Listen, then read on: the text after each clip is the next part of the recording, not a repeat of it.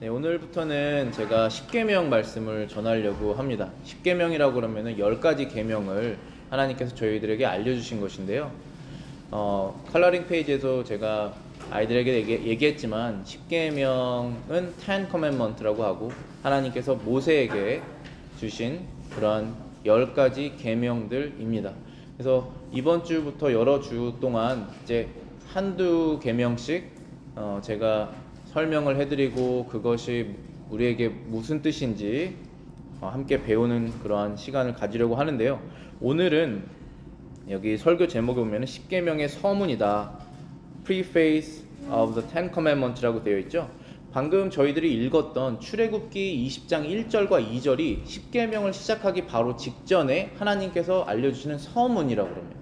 그러니까 어떠한 얘기를 시작할 때 주목하게 하시는 그러한 말씀이다, 서문이다 라고 할 수 있습니다. 근데 그 내용이 무엇이냐면은 이 모든 말씀으로 하나님께서 일러가라사대 나는 너를 애굽 땅 종되었던 집에서 인도하여 낸 너의 하나님 여호와라 라고 말씀하신 것입니다. 자, 우리가 이 성경은 하나님의 계명이죠. 성경은 하나님의 명령입니다. 우리가 해도 되고 하지 않아도 되고 그런 것은 명령, 커맨먼트라고 말하지 않죠. 성경은 하나님의 커맨먼트입니다. 근데 이 성경을 이렇게 요약을 하면, 압축을 하면 뭐가 딱 나오냐면 십계명이 나오게 됩니다. 그리고 십계명을 더 요약을 하면 두 가지로 나누게 되는데, 하나는 하나님을 사람이 사랑해야 되는 방법과 그런 내용들을 알려주시는 것이고, 그 다음에는 우리가 이웃을 사랑합니다. 이웃은 우리 옆집에 사는 사람을 말할 수도 있지만 나 빼고 다른 사람 모두입니다.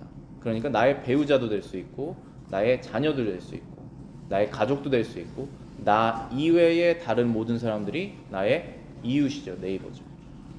다른 사람을 사랑하라 라고 말씀하신 것입니다. 그래서 그것이 십계명의 요약이다, 서머리라고도 말할 수 있습니다.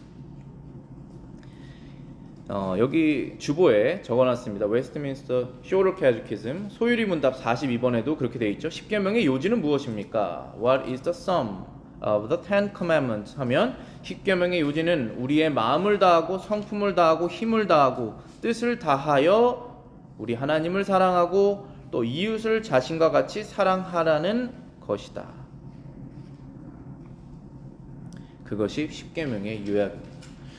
우리는 사랑을 할 수 있는 힘이 없습니다. 사랑을 할 수 있는 마음도 없고, 하나님께서 우리에게 사랑을 할 수 있는 마음을 주셨으면 그 다음부터 이제 사랑을 할 수 있게 되는데, 하다 보면 또 힘도 없습니다. 그래서 사랑을 할 수가 없게 됩니다. 그러나 사랑을 해야겠구나라고 하는 것은 알아야지 죄를 회개하고 사랑하지 않았구나라는 것을 알게 되죠. 그리고 내가 사랑해도 되고 사랑하지 않아도 되는 것이 아니라 이것은 해야 되는 것이 맞구나라는 것을 알게 되죠. 그것이 바로 회개고, 그 다음부터 하나님께 이 말씀을 아는 마음으로 하나님께 기도하면서 사랑할 수 있게 해달라고 기도하게 되는 것이죠. 결국은 기도가 하나님께서 원하시는 것을 내가 할 수 있게 해달라는 것이잖아요. 그래서 하나님께 우리가 기도하는 내용이 하나님이 원하시는 그 하나님을 사랑하는 마음이 내 안에서 생기게 해주시고, 그리고 그 마음을 또 다른 사람에게, 다른 사람을 사랑하는 마음을 내 안에서 생기게 해주십시오라고 하는 것이죠. 그러려면 먼저 사랑해야 한다라는 명령을 알아야지 할 수가 있는 것입니다. 이 구약 성경, 올드 테스먼트라고 하죠. 그리고 신약 성경, 뉴 테스먼트가 똑같은 내용이에요. 그 폼이 다르죠. 형태가 다르지만 내용이 똑같습니다. 그래서 이 성경이 너무나 신비한 책이라고 하는 거죠. 왜냐하면 성경은 오랜 기간에 써있잖아요. 그리고 여러 사람들이 썼고, 그러나 내용이 하나다. 그런 걸 어떻게 우리가 볼 수 있냐면은 예수님께서도 똑같은 말씀을 하세요. 지금 주보에 제가 적어놨습니다. 마태복음 22장 35절부터 40절에 예수님께서 이렇게 말씀하십니다. 그중 한 율법사가 예수를 시험하여 묻되 선생님, 율법 중에서 어느 계명이 크니까? 예수께서 이르시되 네 마음을 다하고 목숨을 다하고 뜻을 다하여 주 너의 하나님을 사랑하라 하셨으니 이것이 크고 첫째 되는 계명이요 둘째도 그와 같으니 내 이웃을 내 자신과 같이 사랑하라 하셨으니 라고 말씀하시면서 구약 성경에 있는 말씀을 그대로 인용하십니다. 이것이 바로 하나님께서 너희들에게 원하시는 명령이시다. 하나님을 마음을 다하고 온 힘을 다해서 사랑해라. 왜냐하면 그 힘을 주신 분이 하나님이시기 때문에 그렇다는 것입니다. 그리고 하나님께서 원하시는 것은 사람 간의 사랑의 관계를 맺고 살아라. 그것이 하나님께서 원하시는 세상이다 라고 말씀하시는 것입니다. 이웃을 내 자신같이 사랑해라. 불가능한 일입니다. 이웃을 내 자신같이 사랑할 수는 없습니다. 왜냐하면 우리가 누구를 세상에서 가장 많이 용서하면서 삽니까? 자기 자신이잖아요. 자기 자신을 자기 자신이 가장 많이 용서하죠. 그 횟수를 따졌을 때. 그리고 그 깊이도. 그것을 똑같이 다른 사람에게 적용할 수가 없습니다, 사람이. 그런데 그렇게 하라고 명령하신 것이죠. 그리고 그것이 하나님이 원하시는 것이고 그 방향으로 이 디렉션으로 점점점 사람들이 그리스도인들이 그리고 그 영향력을 펼쳐나가면서 살아갈 때 하나님이 원하시는 세상으로 조금씩 바뀌어 나간다는 것이죠. 한 번에 바뀌진 않습니다. 한 번에 바뀌는 순간이 언제냐면 예수님이 오실 때죠. 그때는 한 번에 다 바뀌어요. 그러나 예수님께서 지금 오시면 구원받지 못한 사람이 구원받지 못하고 끝나지 않습니까? 하나님께서 페인풀하지만 인내하시면서 기다리시는 거예요. 우리가 영적으로 성장하기까지 하나님의 백성들이 끝까지 다 구원받는 그 숫자가 다 채워지기까지 하나님께서 기다리시는 것입니다. 단번에 왜 못하시겠습니까? 그것이 인내와 사랑이기 때문에 그렇게 하시는 것이죠. 그래서 우리가 점점 더 하나님께서 원하시는 방향으로 사랑의 공동체, 사랑을 할 수 있는 사람, 내가 하나님을 그리고 내가 다른 사람을 그렇게 변해가는 것이죠. 그것이 하나님이 우리에게 원하시는 명령이시다 라는 것입니다. 근데 여기 40절에 보시면은 마태복음 22장 40절에 이 두 계명이 온 율법과 선지자의 강령이다라고 되어 있죠. 이 두 계명이 그러니까 하나님 사랑, 이웃 사랑 이 두 가지가 율법과 선지자의 강령이라는 것은 율법은 구약 성경에 모세 오경을 말하는 것이고 선지서라면 구약 성경의 선지서를 말하는 거예요. 그러니까 구약 성경 이 올드 테스트먼트가 다 이 합치면 서머라이즈를 하면 바로 이것으로 정리된다, 요약된다라고 말씀하시는 거예요. 하나님을 사랑하고 이웃을 사랑해라. 그러니까 우리의 죄가 어디에서부터 문제가 되냐면은 이 사랑이 식어버릴 때부터 죄가 나오게 됩니다. 그러면 사람은 하나님을 사랑해야 되는데 사랑하지 않으면 뭐를 사랑합니까? 다른 대상을 사랑하게 돼요. 이웃을 사랑해야 되는데 이웃을 사랑하지 않으면 어떻게 하게 될까요? 그 이웃을 인간으로 취급하지 않습니다. 좀 극단적으로 얘기를 하면 그 사람의 인간성, 퍼스널리티를 무시합니다. 하나의 물질로 보든지 메테리얼로 보든지 나에게 유익이 되는지 되지 않는지 이것도 메테리얼이잖아요. 그것으로 그 사람을 판단하게 됩니다. 그렇게 되면 우리가 사랑이 식었다는 뜻이에요. 그럼 하나님 그걸 원하지 않으세요. 하나님은 사람을 있는 그대로 내가 나를 보듯이 똑같이 보라는 것입니다. 그것이 하나님께서 원하시는 거예요. 그 하나님에 대한 사랑이 없어질 때는 우리는 다른 것을 사랑하죠. 그래서 계속적으로 나의 시간과 에너지와 이 어텐션이 계속 사로잡혀 있습니다. 그런데 그것이 하나님께 사로잡혔어야 되죠. 근데 하나님께 사로잡히는 마음이 없어지면, 사랑이 식으면 다른 거를 찾습니다. 그래서 계속 끊임없이 바쁘게 되죠. 바쁘게 자신을 만듭니다. 그 이유는 사랑이 식었기 때문에 그런 거예요. 하나님을 사랑하고자 하는 마음이 식어서 그런 겁니다. 우리가 그때 확인해야 돼요. 내 자신을. 사인을 주시거든요. 하나님께서 여러 가지 사인을 주십니다. 확인하라고, 체크하라고. 성경을 읽으시면서 깨닫게 되거나, 설교를 통해서, 아니면 신방을 통해서, 아니면은 가정에 일어나는 사건을 통해서 깨닫게 되는 것이죠. 그러면서 우리가 다시 우리의 길을 하나님께서 원하시는 디렉션으로 돌리는 것입니다. 그것이 지혜고, 그것이 험블이고, 그것이 좋은 겁니다. 그렇게 가야 되죠, 우리가. 그래서 이 십계명이라는 것은 하나님 사랑, 이웃 사랑이다, 이렇게 정리할 수 있다. 두 번째 주제는 하나님의 계명은 영원히 모든 사람에게 주신 것이다. 여러분들 오해를 하시면 안 되는 게, 이 하나님의 계명은 기독교인들, 크리스천들에게만 주시는 법이 아닙니다. 그러니까 미국에서 공교육에서 10계명이 빠진 다음부터 공교육의 아이들이 너무나 악해졌다, 미국 사회가 악해졌다, 그러한 사람들이 얘기가 많이 있는 이유가, 그 예전에는 이 10계명을 가르쳤다는 거예요. 이 10계명이 어떤 나라든지 간에 법에 어긋날 만한 법이 없습니다. 그러니까 이웃을 사랑하고 이 땅을 지으신 하나님을 사랑하라는 그것을 빼면 그 다음부터 나쁜 일이 일어나죠.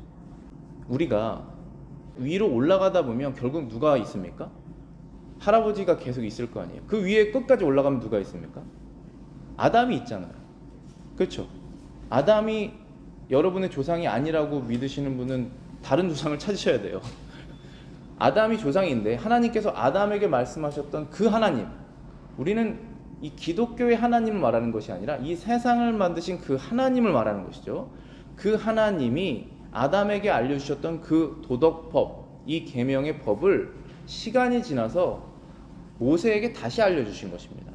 하나님께서 이스라엘 백성을 선택하셔서 다 거룩하지 않은데 한 민족, 가장 작고 영향력이 없는 것 같은 그 민족을 선택하셔서 거룩하게 만드시고, 그 민족이 거룩해지는 것을 주변에서 보고 진짜 하나님은 이 세상을 만드신 신은 정말 거룩하시고 거룩하게 하실 능력이 있구나 라는 것을 보도록 그 민족을 선택하셨다는 거예요.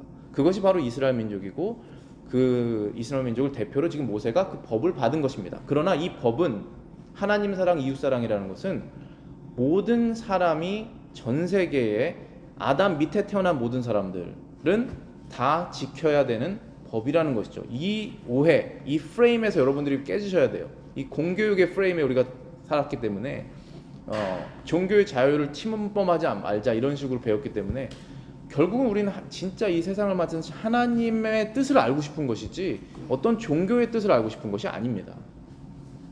그래서 두 번째 오늘 주제는, 이 계명은 영원히 모든 사람에게 주신 것이다 라는 것입니다. 여기 웨스트민스터 신앙고백서 제가 써놨습니다. Confession of Faith 19장 5절. 도덕법은 의롭다 하심을 받은 사람들과 모든 다른 사람이 순종할 것을 영원히 요구하신다. 그 내용뿐 아니라 법을 주신 창조주 하나님의 권위가 있기 때문이며, 그리스도께서도 복음서에서 율법을 폐하지 않고 그것을 지킬 의무를 훨씬 강화하셨다. 그래서 이 10계명을 다른 말로는 도덕법이라고 불러요. moral law라고 부릅니다. 왜냐하면 도덕적으로 옳고 그름을 말하기 때문에 moral law를 말합니다. 근데 이 법은 바뀌지 않아요. 그러니까 do not kill, do not murder이잖아요. 사람 죽이지 말으라는 한 말이 아담 때부터 예수님 다시 오실 때, 그리고 천국에서까지도 바뀌지 않습니다. 그 법을 바꾸려고 하는 순간 악이 퍼져요. 그러니까 하나님께서는 우리가 사람이 선해봤자 거기서 거기잖아요.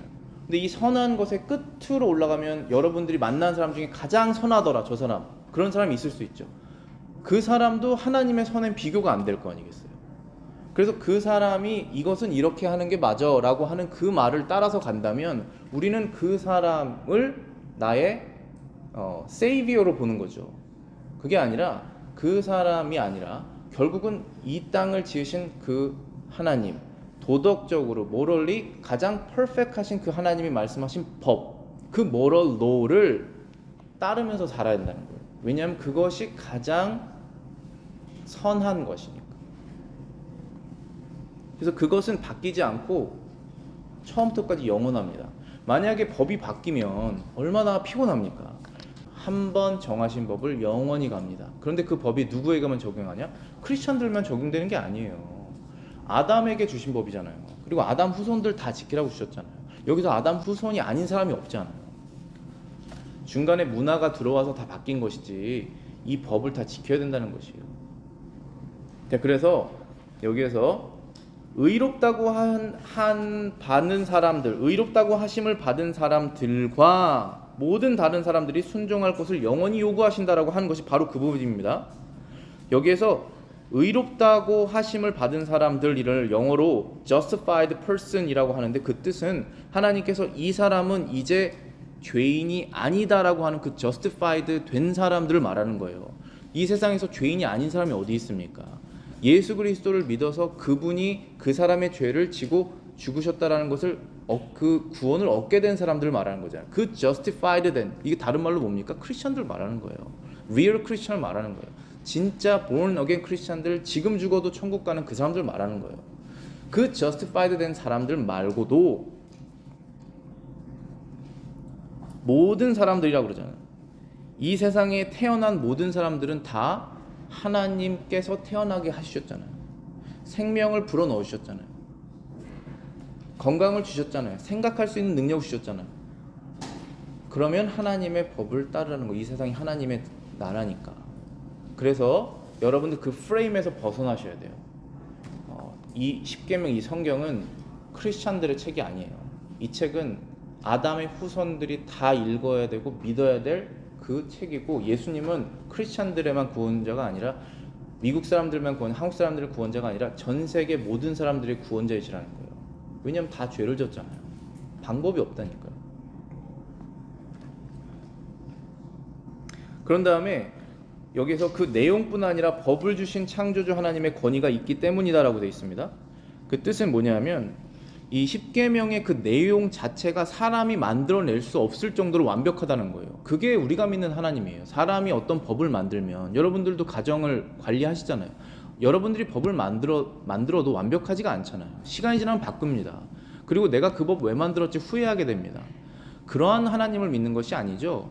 우리는 정말로 완벽한 법을 만드신 하나님을 믿는 거예요. 그것이 십계명이니까 그 법을 지키는 이유가 완벽하기 때문에 지킨다는 것입니다. 그리고 그 법을 만드신 분이 권위를 가지고 계신 분이시기 때문에 그렇다는 것입니다. Authority of God. 하나님께서 그 법을 가지고 계시기 때문에 지킨다는 것이죠. 그런데 이 십계명이 지금 어디에 있습니까? 올드 테스트먼트에 있습니까? 뉴 테스트먼트에 있습니까? 구약 성경에 있잖아요. 그러면 신약에선 이 법이 없어졌냐? 그럴 수가 없다니까요. 하나님께서는 어제나 오늘이나 내일이나 동일하시잖아요. 예수 그리스도는 어제나 오늘이나 내일이나 동일하시잖아요. 알파와 오메가라고 그러셨잖아요. 처음과 끝이다. 그러니까 하나님의 법도 처음부터 끝까지 똑같은 것입니다. 에덴 동산에도 이 법이에요. 에덴 동산에서도 이 법입니다. 거짓말하지 말라, 죽이지 말라, 하나님을 사랑해라. 이 법 똑같이 있습니다. 그 법이 영원히 가는 거예요. 그래서 그 율법이 폐해지지 않고 지켜지고 오히려 그 의무가 강화됐다라고 되어 있습니다. 신약 성경에 보시면은 여기 영어로는 much strengthened this obligation이라고 되어 있는데, 그 뜻은 예전에는 구약 성경에서는 do not murder, 사람 안 죽이면 되는 것이지 나는 한 번도 죽인 적이 없어 라고 생각했던 바리새인들이 하나님께서 한 번도 율법 지키지 않았다라고 말씀하시는 거예요. 왜냐하면 사람을 미워하는 것이 결국 죽이는 것과 똑같다라고 해서 그 의무, obligation을 실제적인 액션뿐만 아니라 나의 mind, 나의 heart, motivation, 동기, 생각 다 포함하신 거잖아요. 그래서 율법은 변하지 않고 오히려 더 넓혀졌다는 것이죠. 반대로 가면 안 됩니다. 그러니까 우리가 교회 다니시는 분들 중에 구약 성경의 올드 테스트먼트의 10 커맨먼트는 이제는 다 끝났고 지금은 새로운 법이 뉴 로우가 시작됐다라고 하면은 그 로우가 뭔지 가져와 보시라고 그래요. 그 로우가 자기가 만든 법이에요.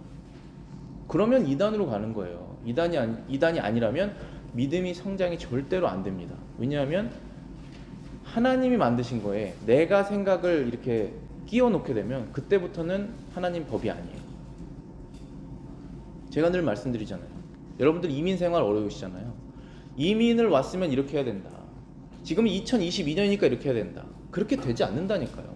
여러분의 상황이 특별한 상황이 아니에요. 하나님께서 사람에게 감당할 만한 상황만 주신다고 그러셨어요.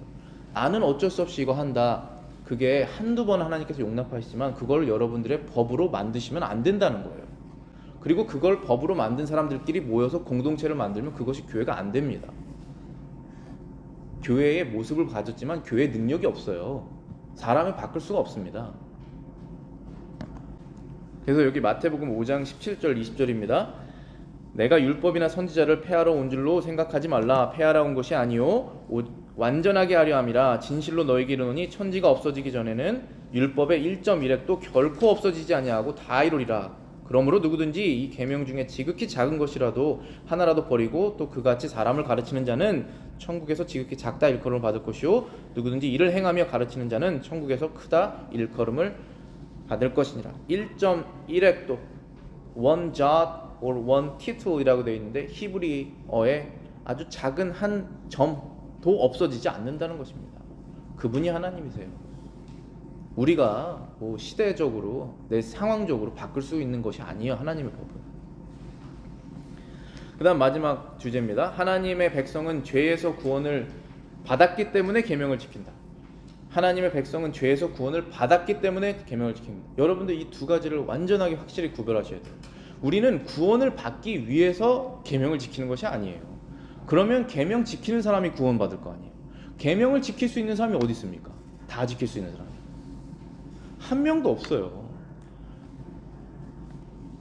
하나님의 백성은 죄에서 구원을 받았기 때문에 그것에 감사하고 그것에 감동이 되어서 하나님께 나의 삶을 드리면서 어떻게 드려야 됩니까?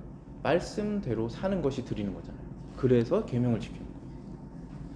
구원받지 못한 사람은 계명을 지키지 않으면 내가 영원한 지옥에 떨어질까 봐 지키는 것입니다. 그런데 계명을 지킬 수가 없어요. 그럼 어떻게 되느냐? 깨닫고 나의 구원자 예수 그리스도께 내가 무릎을 꿇어야죠. 나를 구원하신 분이 바로 이분이거든요. 그때에 그는 회개하는 것입니다. 그러니까 내가 이 계명을 지킬 수 없는 사람이라는 걸 알게 되는 게 거듭나는 거예요. 그 다음부터 계명을 지키고 싶어지고 그 다음부터 하나님의 능력을 받아서 계명을 지키게 됩니다. 완벽하진 않지만 그 방향으로 가게 되는 거예요. 그걸 원하는 거예요. 그래서 이 10계명의 서문, 이 프리페이스라고 하는 것이 바로 이것인데 하나님께서 이렇게 말씀하시잖아요. 나는 너를 애굽 땅 종되었던 집에서 너를 인도하여 낸 내 하나님이니라. 이렇게 말씀하시죠. I am the Lord thy God. 너의 하나님이다. Which have brought thee out of the land of Egypt. 애굽 땅에서부터 너를 데리고 나온 바로 너의 하나님이다. 너의 주인이다. 근데 그 애굽 땅이라는 건 뭐냐면 종되었던 것이다. bondage, house of bondage라고 하고. 그 내가 한 번도 종이 된 적이 없다라고 생각하시는 분들은 거듭이 난 것이 아닙니다. 내가 한 번도 죄의 종이 된 적이 없다. 죄는 나를 종되게 할 수 없다라고 하면 거듭난 것이 아니에요. 왜냐하면 죄는 우리를 올가맵니다. 그래서 만약에 나는 내일부터 죄를 짓지 말아야지 라고 생각하시면 여러분이 죄의 주인이죠. 만약에 그것이 성립된다면 여러분이 죄의 주인이에요. 그런데 나는 내일부터 죄를 짓지 말아야지 해도 죄를 지을 수밖에 없어요. 그 숫자가 적어질 수 있지만 반드시 또 죄를 짓습니다. 그 뜻은 내가 죄를 이길 수 없다는 뜻이에요. 뜻은 내가 죄의 주인이 아니었다는 거예요. 내가 내 원하는 대로 살았지만 그것이 내가 내 인생의 주인이 아니었다라는 거예요. 사람은 하나님을 섬기거나 사람은 마귀를 섬기거나 둘 중에 하나입니다. 우리 그리스도인들이 거듭나서 하나님께 내 시간을 드리고 내 인생을 드리면서 열심히 사는 것 너무나 좋은 것이죠. 그것 하나님께 드리는 것이에요. 그럼 나의 주인은 뭔지 아십니까? 하나님이에요. House of bondage. 그 집에서 끄집어냈다는 거예요. 누구를? 거듭난 크리스천을. 누가 하셨습니까? 하나님께서 하셨죠. 누구를 통해서 하셨습니까? 예수 그리스도를 통해서 하셨죠. 그분의 능력으로 내가 끄집어내줬다는 거예요. 그러면 여러분들이 예전에 이길 수 없었던 죄를 이제는 이길 수 있습니다. 어떻게 이길 수 있습니까? 이기게 하시는 하나님의 능력으로 하시는 거죠. 그러면 그때 깨닫는 거예요. 아, 이분이 나의 세이비어구나. 아, 이분이 나의 Lord, 주인이구나. 아, 이분이 나의 하나님이구나. 아, 이분이 세상보다 크신 분이구나. 우리도 세상도 이겨야 되잖아요. 이렇게 하다 보면은 나 안 될 텐데, 이렇게 하다 보면은 우리 애들 안 될 텐데, 이렇게 하다 보면은 나 안 될 것 같은데, 우리 집 안 될 것 같은데, 우리 부모님 안 될 것 같은데, 만약 교회면 교회 안 될 것 같은데, 세상보다 작다는 거잖아요. 하나님께서 그 생각이 하나님의 뜻대로 하면 세상을 못 이긴다라고 하는 거잖아요. 그 생각이 그렇지 않다라는 거예요. 진짜 하나님이 세상의 주인이신 것을 여러분들이 체험하셔야 돼요. 그러려면 말씀대로 살아보셔야 돼요.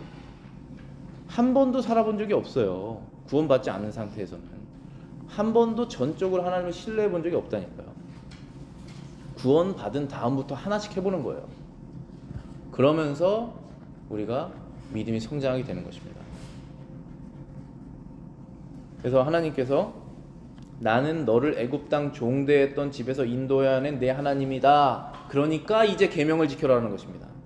그러면 우리 믿는 사람들은 이 10계명을 하나님을 사랑해라, 이웃을 사랑해라 이 계명을 왜 지키느냐 하면 나를 죄악된 죄 짓는 삶에서 구원하셔 내셨기 때문에 다시 거기로 가지 말아야겠다 해서 하나님 말씀 지키는 거예요. 다시 돌아가고 싶으십니까? 다시 돌아가고 싶으실 때가 있겠죠. 그게 여러분과 저 안에 우리 신앙생활이잖아요. 광야에서 이스라엘 백성들이 얼마나 많이 다시 애굽으로 가자고 그랬습니까? 모세에게. 모세가 얼마나 그 사람들을 리드하고 싶지가 않았겠어요. 모세가 그러잖아요. 하나님께 내가 정말 리드하고 싶지 않다. 내가 리드하고 싶다고 한 번도 말한 적이 없는데 왜 일을 시키십니까? 라고 그러잖아요. 근데 애굽 사람들은 왜 다시 돌아가고 싶다 그럴까요? 거기가 종이었는데 먹을 것 때문에 그러잖아요. 그땐 잘 먹었다. 종으로 살아도 잘 먹었다는 거예요.